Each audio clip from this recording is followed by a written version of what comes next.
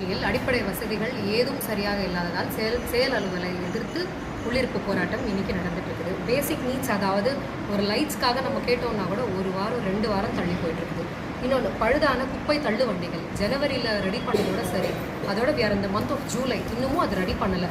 Daily ஒரு 2 ladies ஆச்சு வீட்டாண்ட வந்து கம்ப்ளைண்ட் பண்ணிட்டு இருக்காங்க, எங்களால் குப்பை வண்டியை தள்ள முடியல, எங்களால் அது கூட சரி பண்ண முடியல. அப்புறம் கழிவுநீர் கால்வாய் தூய்வாய் பணி, அதாவது இப்போ 2 மாதத்தில் நமக்கு மழை வந்துருச்சுன்னா கழிவுநீர் வந்து மொத்தம் ஒரு சில ஏரியாவில் வந்து வீட்டுக்குள்ளே வரதுக்கான வாய்ப்பு ரொம்ப அதிகமாக இருக்குது. 11வது வார்டு கவுன்சிலர் டெய்லி இதை ஃபாலோ பண்ணிட்டு தான் இருக்காரு. இருப்பினும் அதில் எந்த ஒரு ஆக்ஷனும் இல்லை எங்களுக்கு. ஒருவேளை டெண்டர் எடுத்து பண்ண போகிறாங்களா, யாராச்சும் வந்து கான்ட்ராக்டர் க்ளீன் பண்ண போகிறாங்களா, இல்லை கொட்டேஷன் பேசிஸில் பண்ண போகிறாங்களா, எந்த ஒரு நடவடிக்கையும் இதுவரை எடுத்ததில்லை. அடுத்தது சுகாதார பொருட்கள் தட்டுப்பாடு, மேஸ்திரி சொல்லிட்டு தான் இருக்காரு. ப்ளீச்சிங் பவுடர் எல்லாமே ரொம்ப இல்லாமல் ரொம்ப அவஸ்தையாக இருக்குது ஒரு சில ஏரியாவில். அடுத்தது ஜிஎன் செட்டி தெரு சாலை, எல்லாருக்கும் தெரிஞ்சது தான் இது.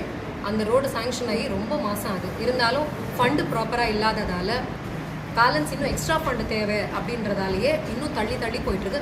குறைஞ்சபட்சம் வாரத்தில் ஒரு 4-5 பேர் கீழே விழுந்து ஆக்சிடென்ட்ஸ் நடந்துருக்குது. ஒருத்தர் உயிரிழப்பும் நடந்திருக்குது இந்த விஷயத்தில். அடுத்தது இன்னொன்று, மார்க்கெட் பில்டிங் திறந்து கிட்டத்தட்ட ஒரு 7-8 மாதம், அதாவது டிஎம்கே பீரியட்லேயே இந்த மார்க்கெட் பில்டிங் ஓப்பன் பண்ணிட்டாங்க. இருந்தாலும் இன்னி வரையும் டெண்டர் விடாமல் போயிட்டு இருக்குது. ஆகஸ்ட் 5 டேட் இப்போ ஃபிக்ஸ் பண்ணியிருக்காங்க. இப்போ ஃபிக்ஸ் பண்ணி கூட அதில் பாத்ரூம் ஃபெசிலிட்டி இல்லை, இபி கனெக்ஷன் இன்னமும் கொடுக்கல. இதனால் இது பேசிக் நீட்ஸ் தான் நான் சொல்கிறது. இது எல்லாமே ஒவ்வொரு நாளும் நாங்கள் வந்து கேட்குறதோட சரி, 1 வாரம் 2 வாரம் 3 வாரம் தள்ளி போகுது. ஒரு சின்ன வேலை கூட எங்களால் எதுவும் பண்ண முடியாததால தான் இந்த வந்து உள்ளிருப்பு போராட்டம் நாங்கள் பண்ணிருக்கோம். மேடம், இது இந்த 3 மாசத்துல ஏற்பட்ட இஷ்யூவா இல்லை? கண்டிப்பா இல்லை. 3 மாசத்துக்கு, அதாவது 3 மாசத்துக்கு முன்னாடி நமக்கு எலெக்ஷன்ஸ் அப்போ இருந்தது. அதுக்கு முன்னாடி நாங்கள் கேட்குறப்போ எதுவாக இருந்தாலும் காரணம் மேக்ஸிமம் என்னவா இருக்குன்னா, எலெக்ஷன்ஸ் இருக்குது கொஞ்சம் வெயிட் பண்ணுங்க, எலெக்ஷன்ஸ் இருக்குது கொஞ்சம் வெயிட் பண்ணுங்க. அதனாலேயே எங்களால் எதுவும் பண்ண முடியல. எலெக்ஷன்ஸ் முடிஞ்சு கூட இப்போ கிட்டத்தட்ட 3 மாதம் ஆகுது இல்லையா. இருந்தாலும் பேசிக் திங்ஸ் தான் நாங்கள் கேட்குறோம்.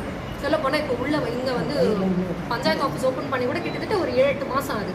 இருந்தாலும் அந்த ஸ்டேர் கேஸில் கூட சைடில் பாருங்கள் படி எதுவுமே இருக்காது. அதுக்கு கூட ஏஎஸ் வந்து பழைய ஏடி, அதாவது எலெக்ஷன்ஸ்க்கு முன்னாடியே நம்ம ஏஎஸ் வாங்கிட்டோம். அதுக்கு இன்னும் நம்மளால டெண்டர் வைக்க முடியல, டிஎஸ் வாங்கலை. சின்ன விஷயம்தான். பஸ் ஸ்டாப்பும் ஒரு எம்பி ஃபண்டில் ஒன்று சாங்ஷன் ஆகிருக்குது. அந்த பஸ் ஸ்டாப்பு கூட அளவு ஒழுங்காக எடுக்கலை. சர்வேயர் வந்து 2 மாதமாக கூப்பிட்டுருக்கோம், இங்கேருந்து எந்த ரெஸ்பான்ஸுமே இல்லை. சர்வேயர் வராரு. அது அளவு எடுத்துட்டோன்னா அந்த இடத்துல இந்த வெயில் காலம் வரப்போகுது, பஸ் ஸ்டாப் சீக்கிரமாக போட்டுருணுன்ற ஒரு எண்ணத்தில் தான் அந்த சீக்கிரமாக சாங்ஷன் ஆன காரணமே. வெயில் காலமும் முடிஞ்சிருச்சு. இப்போ இன்னும் அந்த பஸ் ஸ்டாப் வந்து நம்ம இன்னும் ஸ்டார்ட் பண்ணலை. முழுக்க இது செயலாளரோட செயல்பாடு தானா இல்லை அரசாங்கத்தோட செயல்பாடு? அரசாங்கம்னு என்னால் சொல்ல முடியாது. சரியான 1.5 வருஷமாக இந்த செயலாளர் இருக்காரு. ஒரு சிலது பண்ணுறாரு, நான் இல்லைன்னு சொல்லலை. பட் இப்போ ரீசெண்ட் டைம்ஸில் எல்லா வேலையும் ரொம்ப டிலே ஆகுது.